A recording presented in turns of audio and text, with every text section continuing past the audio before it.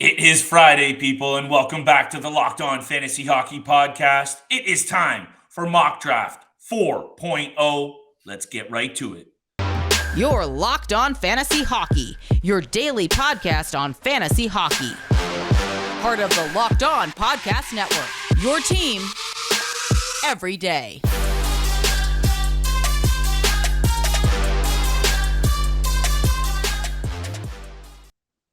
Welcome back inside the lab, everybody. It is the Friday edition of the Locked On Fantasy Hockey Podcast with Steele and Flip. And on today's episode, we're getting right back to basics here, people. It is Mock Draft 4.0. There is not much time left to get in this analysis for the drafts, mock drafts, and otherwise. So we are here to hammer this angle again for you today. Steele and I are always excited to be here together. Our mock drafts have been doing well across the channel, Steele. So I hope they've been helping out our fantasy cats across all of those channels.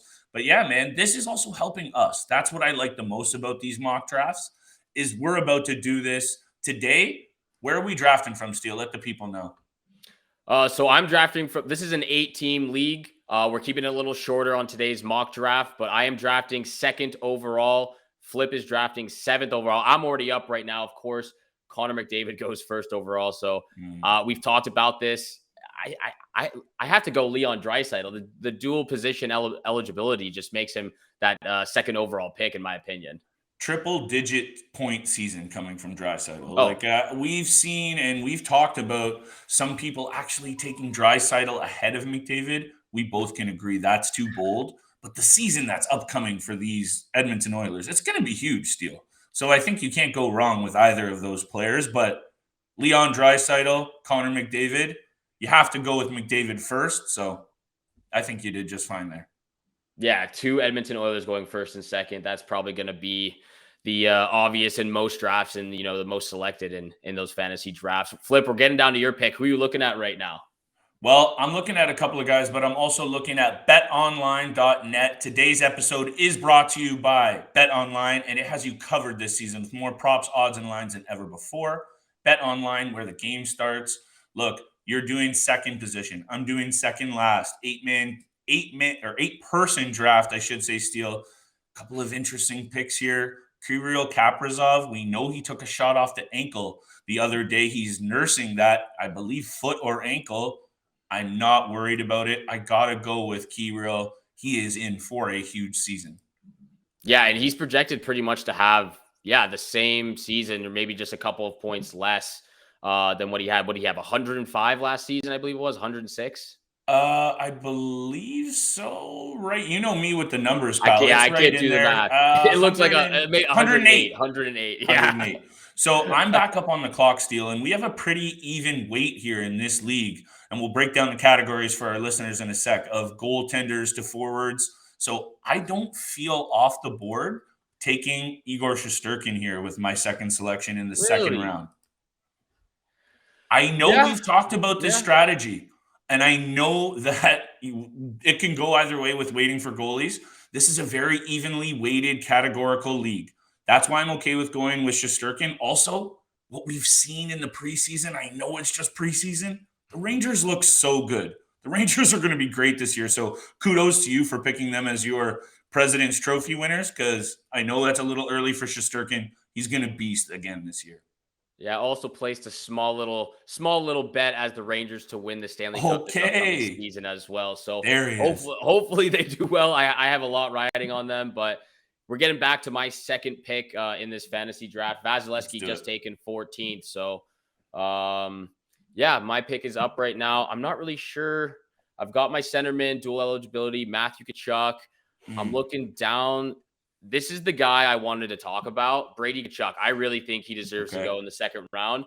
I'm going to draft him, my first left winger. I think he's so value in fantasy leagues because like we talked about, all of the additions Ottawa has made this offseason and the talent he's surrounded by now. Thank you. And the fact that he, the additions of the hits, the blocks, the shots on goal, the penalty minutes, if you're in a banger league, he's going to put up a ton of points. I think he had a career high 67 last year. So I think he gets upwards of 80. He's that talented. It could have. Oh, for sure. Most definitely. The situation in Ottawa is just so beneficial too. I think you're up again, Steele. I am up. I am on the clock. You know what? Got to go Barkov if he's on the. I haven't even drafted a defenseman yet. This league is going quick. It's okay. These small leagues are going quick. These are the takeaways for the shorter leagues. That's why we're doing different angles for these mock drafts. Only an 8-person league. You're going to be under the gun on the regular. 2 centers, 2 left wing, 2 right wing, 4D, sorry, and 2 goalie, as well as 4 bench positions. Steele and I will not be going through all of the bench positions, I don't think, on today's episode. We're going to keep this short and sweet because this draft is fast and furious, people, and you have to be paying attention. There are some interesting names on the board here. Ovechkin, Crosby, Goudreau, Miller, Panarin, Kreider. Kreider is way too high. He's above Zibanejad. He's above Sebastian Aho. This is a red flag, people. Be careful of how early you take Chris Kreider. I just do not think 50 goals, even 40 goals, is a realistic expectation for him. So we've been around that bush, Steele? But here, I'm up on the clock. The fact that Sidney Crosby is still available right now, this is round 3, pick 7. I am going with Sid. I think if he stays healthy, it's another big year for the Sid the Kid. Sid, not so much the kid, if you get me. Well, I've seen Crosby slide down actually in a few fantasy leagues, as well as a couple of mock drafts that we've done. He slid down a few rounds, and he's one of those players now for some reason that you're able to wait till like the fourth, fifth round to really pick him up in your fantasy leagues. Flip, you're getting back up here next. Who you're eyeing at? I have to go with the D-man, Steele, and I know I did this in our first mock draft, but I'm absolutely loving everything that Moritz Seider brings to the table. And I know it's maybe putting too much eggs in one basket for a second-year player, but 60 points is realistic for this guy.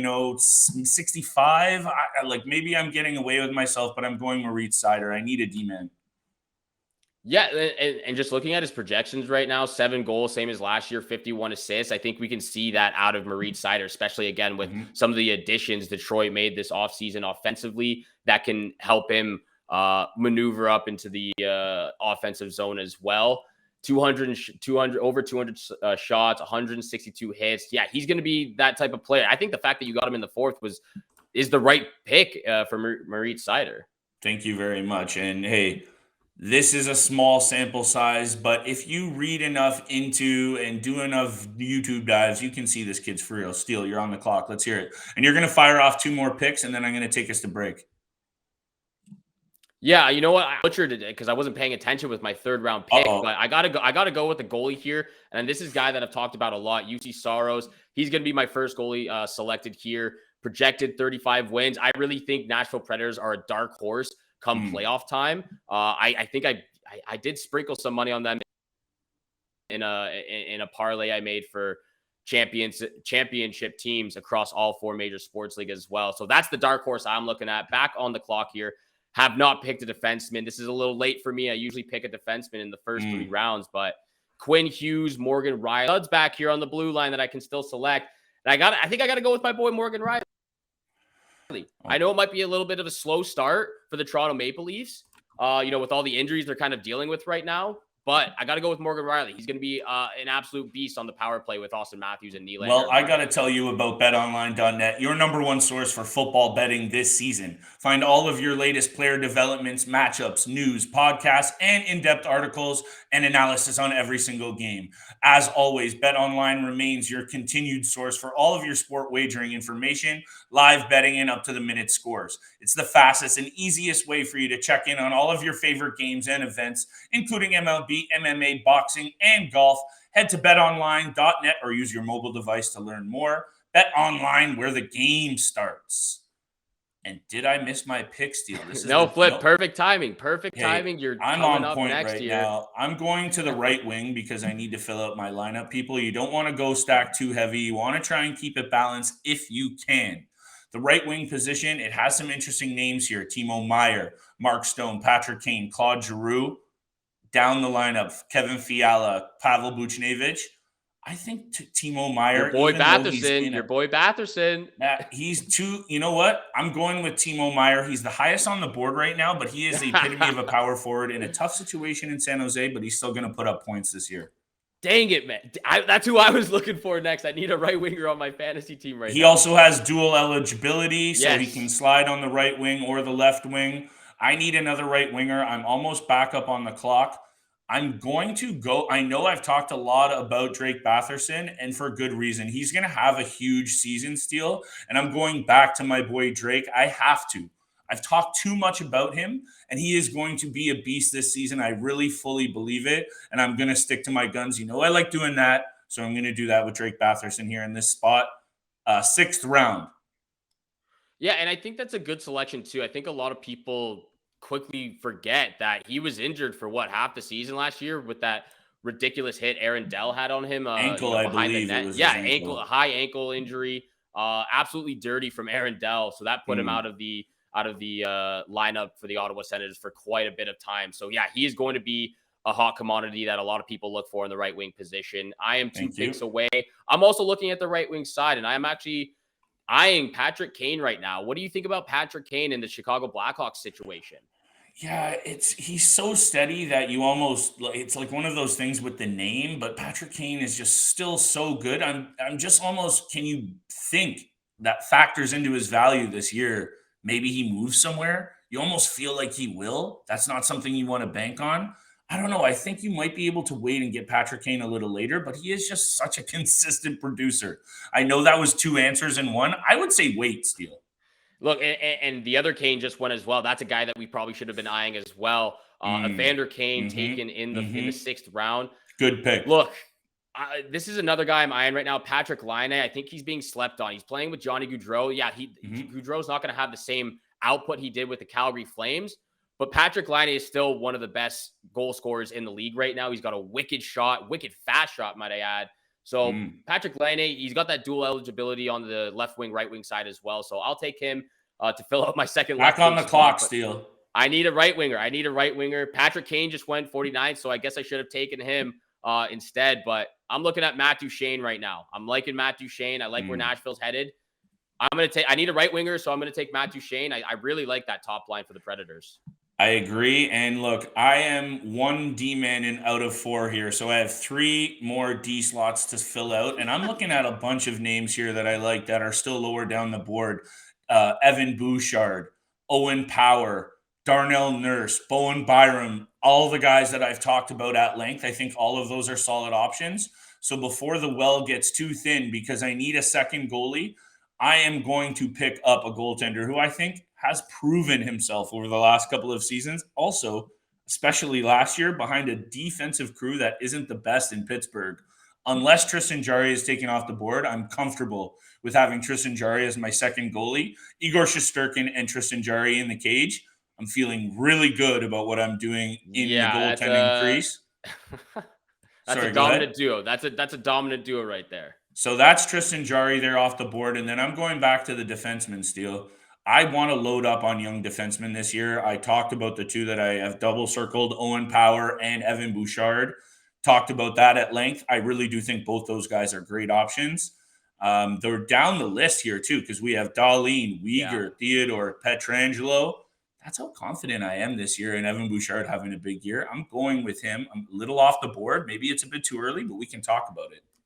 I think that is a little bit too early. And I do want to mention as well, we talked about this in these smaller fantasy leagues where there's only 8 teams. There's going to be a ton of talented skill players, many. Both offensively and defensively, that are going to be available. So I think, yeah, we talked about Evan Bouchard and the potential production he might put up. He's going to get that opportunity on the top line, maybe some power play minutes as well. I'm drinking the Oilers Kool-Aid, Steele. I think they're going to score a lot of goals. That's my issue.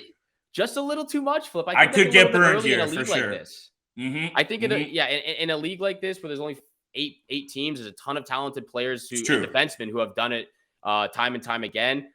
Look, we've talked about Bouchard and the potential he has. Might be a little bit early. And I always have that keeper dynasty angle, so that's more of that vibe. But here, you're on the clock. Let's hear it. Let's hear both your picks. You're going to be back to back here.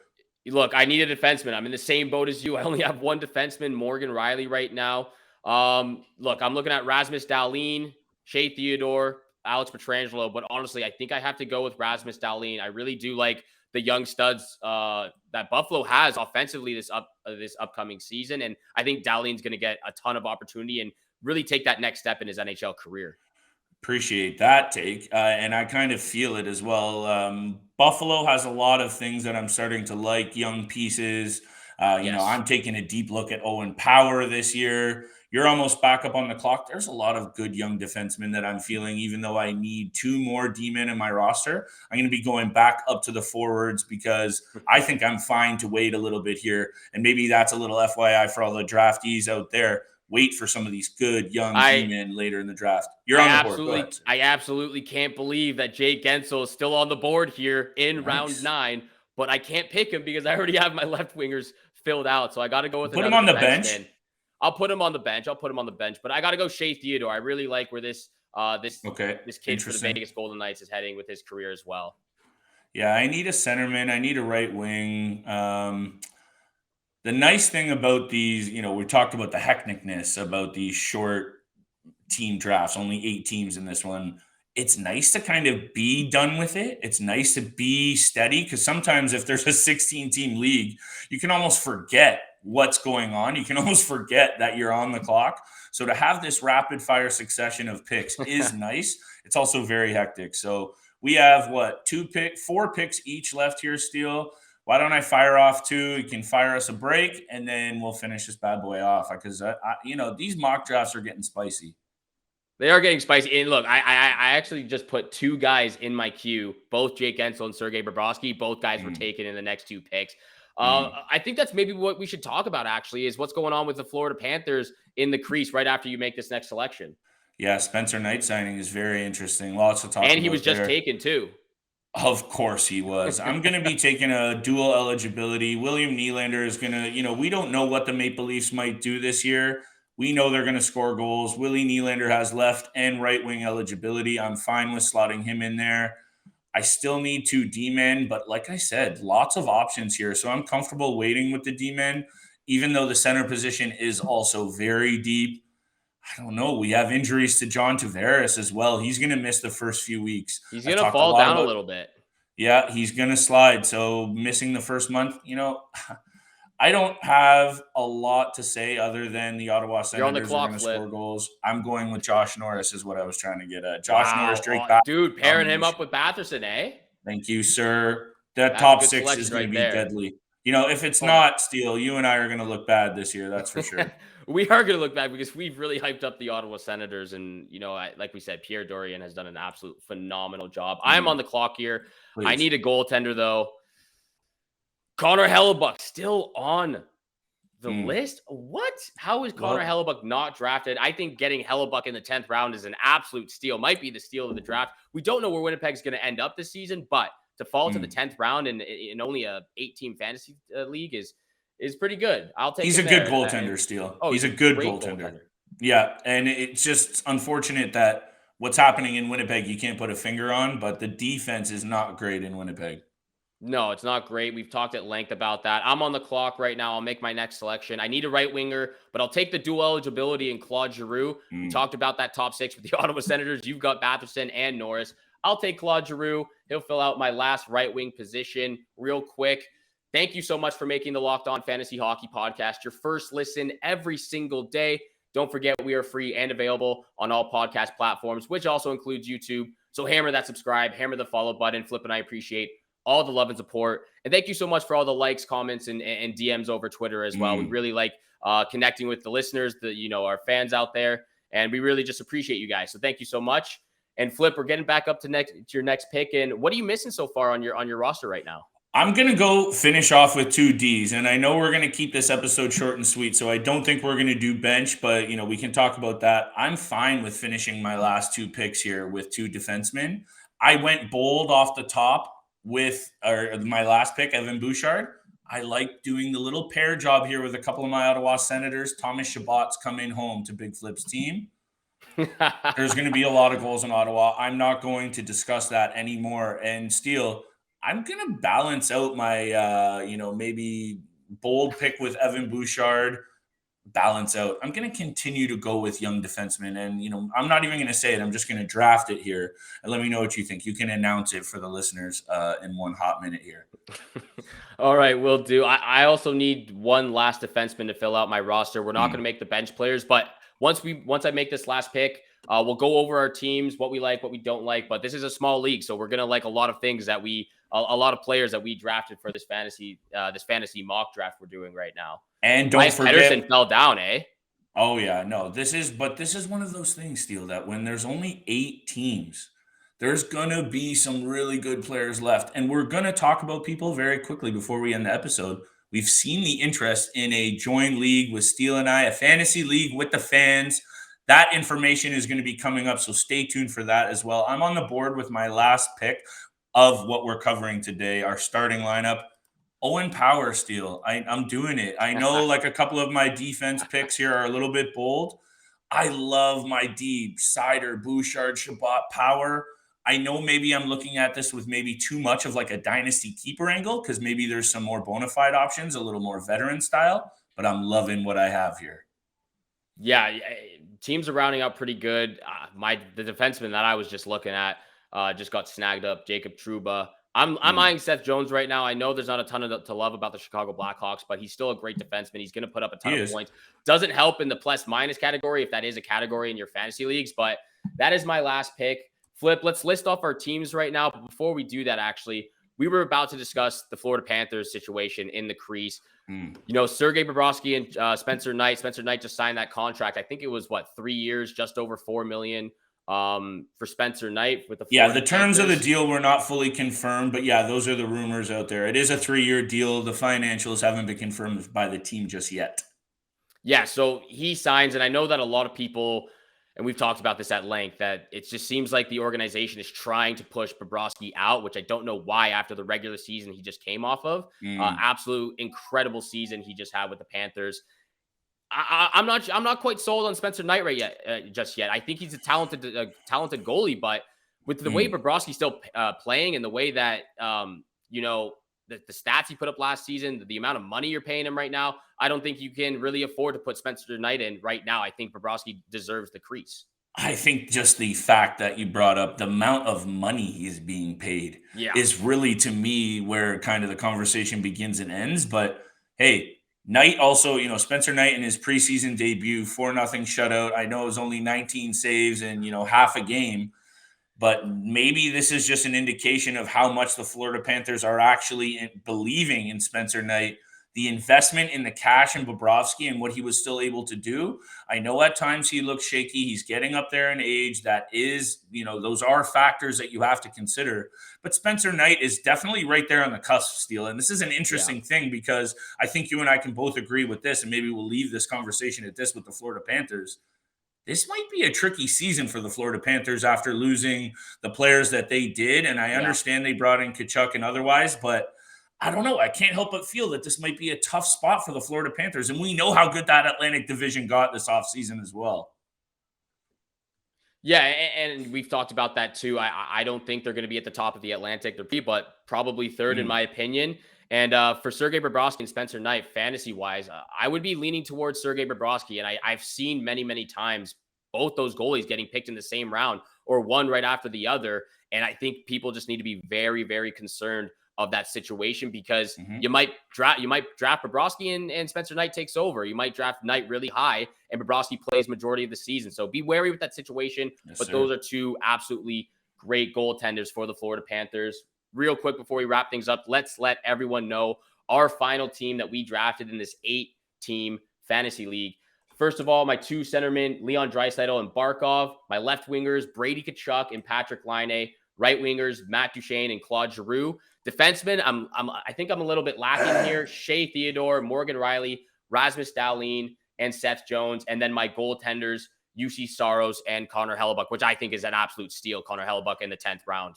Yeah, my D-men might be a little bit sketchy, but I'm loving my team. Sidney Crosby, Josh Norris at the center position, Kaprizov and Meyer left wing, dual eligibility with Meyer, Batherson and Nylander on the right wing, and I have Seider, Bouchard, Chabot, and Power, and then Shesterkin and Jarry.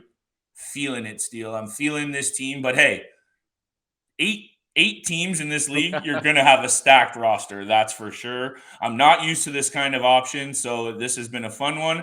I hope the listeners have enjoyed it. We are getting very, very close to puck drop, people, so let's get it. super close. The bets have been dropping from both Flip and I, so stay tuned for the regular season with our locks of the night, our bets of the night as well. Thank you so much for tuning in, making the Locked On Fantasy Hockey Podcast your first listen every single day.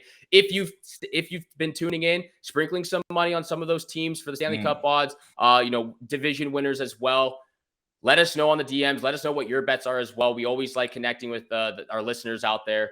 So thanks again for tuning in. Good luck with all your bets out there, and we shall see you back here again on Monday. Peace.